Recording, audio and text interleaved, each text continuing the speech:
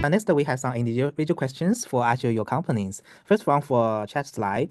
What inspired you to personalize the PowerPoint slide using AI, and what were some of the biggest challenges you faced so far in aligning generative models in corporate presenting standards? Yeah, that's a pretty good question. So first, for my own experience, when I'm actually creating slide, I did a lot of copy pasting and a lot of alignment and a lot of searching. So basically, all of those things can actually very mechanical. And if something is mechanical, this means that you can actually automate that through AI or through a program. So that's why we started this. And we kind of imagine the slides as a canvas with a lot of moving parts. It's not just one paragraph. It's actually also visual. So we want to increase how the AI is going to understand this model. That's actually something different from a lot of other similar products approach. The challenge we are facing right now with corporate standard is that a lot of corporate actually has their design system. For example, they will use the images from a certain library. They will use the icons from a certain style, and they probably choose a certain font. They probably choose certain colors. So that's actually what we do. So we help people to pick the colors, pick the templates that they want to use, and then put all those things on the template. This is very different from existing competitors like Gamma or Tom or Beautiful AI. They just give you a new fancy template without actually fitting that into your corporate templates. So that's what we did, and a lot of corporate buyers love our product. So second one, we want to talk to futuristic and deeply human-centered. What does this looks like in practice, and how do you see it evolving over the next 3 to 5 years? The idea came out because we want to be more capable. Me and my co-founder, when we just started startups, back to 2023, we just feels like, okay, with AI, we can be more, we can have extended memories. We can let AI to memorize everything we know and let them to handle a lot of things for us, writing emails, reading news, follow the trends, and things like that. And so that's why we started like building the AI knowledge base. And later on, when the agent terms and a lot of architectures like the frameworks like MCP came out, we just like it feels like agents probably like a better way to making people more capable by giving them an extra brain. So we still believe in that, and we're trying to use the agents to help people to be more capable of doing a lot of things they're not capable to do today. Like remember, memorize more information, process information and data more efficiently, and even do a lot of things they cannot do today. For example, marketing people like to do pretty the high level designs for designers to writing codes or even actually backends on building some products directly. So within 3 to 5 years, I think that's a pretty long time period in the AI area. I think within 2 years, there's a lot of things going to be changed. Today we have agents, we have a lot of great support from MCP from A to A. I think even within 2 to 3 years, there's going to be huge. I think we talk about like the women startup after the LLM came out a lot on X and on social media. I think that's going to be pretty popular in 2 to 3 years.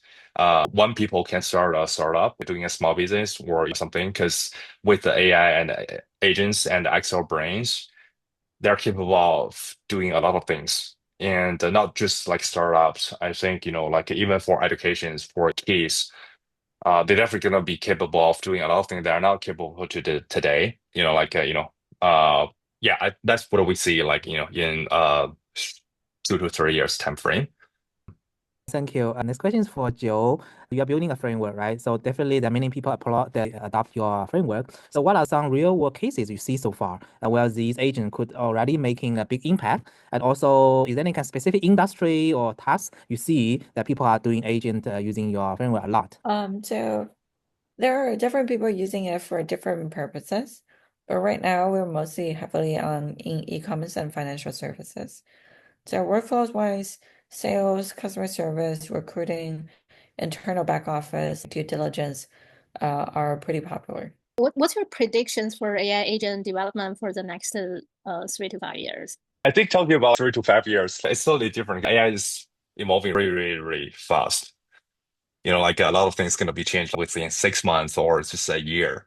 So it's hard for me to think about 3 to 5 years, but more about 1 year or two. Yeah. Uh, yeah, I bet. Look at the Google I/O, right? Say, I never imagined like Google can release that much consumer apps and to integrate a lot of agents into their existing products. But they did. You mentioned once today about the agent iterations that they involve, right?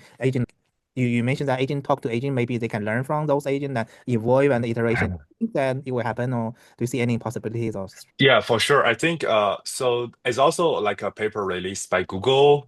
It's Richard Sutton and David Silver.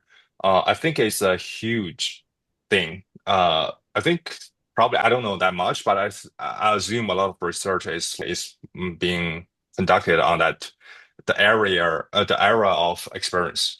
So basically, AI they're gonna leverage reinforcement learning in test time and let the models and the agents to upgrade from the interaction with humans. So that's definitely something like we want to see and we want to learn. And if anything comes out, I think there should be something, like in terms of the model level or in terms of the framework level, within 2 to 3 years. That's for sure, I think. Because we do believe in that direction, because I think that's something we need to do. Because for agents, right, they need to be able to evolve and like upgrade themselves from the interaction. Otherwise, it's gonna be like it's really hard to scale. Yeah, I also have additional question for Joe. Since you are professor from Columbia, if you are going to open a course about agent, what kind of important elements or whatever topics that you think they should be included? So I'm actually thinking about doing a vertical course, agents for financial services. Not only on the use cases and then what models are good and what models are not good for certain things, but also about backend systems. How do you do auto scaling? What database should you choose? How do you reduce latencies and everything together? We also see a lot of AI agent startups. I'm curious about the go-to-market thing. Mm. What's the kind of challenges, or what are the challenges, whatever things you experience when you try to make your product go to market? Can you share some of the experiences? Yeah, so first, I think it's a very competitive market, so the go-to-market strategy need to be clever. What we figured out is that you need to find out the right channel. For example, what we figured out is that if you go to Reddit, it's a very good channel, and there's a lot of people with personal knowledge who are on Reddit. So we actually did some posting on Reddit, and it seems that they generated very good traffic for us. And that's what we are going to continue. Three of you, right? If you try to reduce 3 things, right, for the AI agent you guys develop, what are those? It's very hard to do this kind of prediction. I think there's too many moving parts. Like 2 years ago, I would do ChatSlide, but now if I'm going to start anything new, I probably won't do ChatSlide. I probably will do something that involves a lot of more complexities. But I mean, like a lot of interesting decisions are made when you don't have all those information. There are just a lot of opportunities out there. It's hard to say which one will win. I really see there's a interesting topic about vertical agents versus a horizontal toolings. I think both of them will be flourishing right now at the moment. How about you, Nathan? It's hard to say. As I said, everything is changing really fast every day.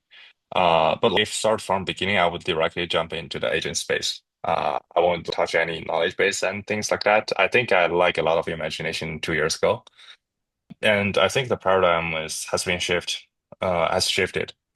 So I would like also focusing on the interaction part between AI agents and the human.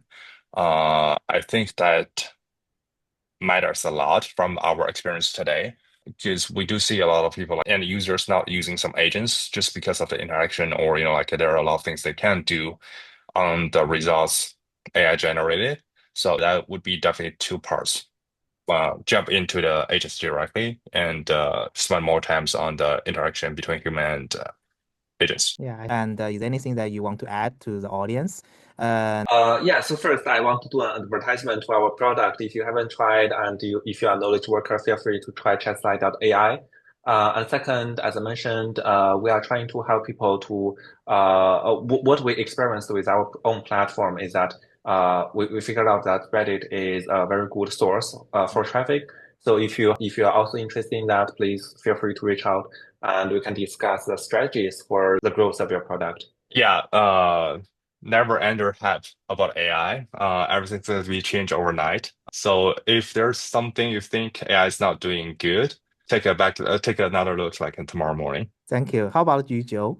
Check out our Arklex open source. Ark is Noah's Ark, Lex is Lexicon. It's just a better way to start building our agents. Don't think about using other things and then very painfully have to strip them away to do scalability.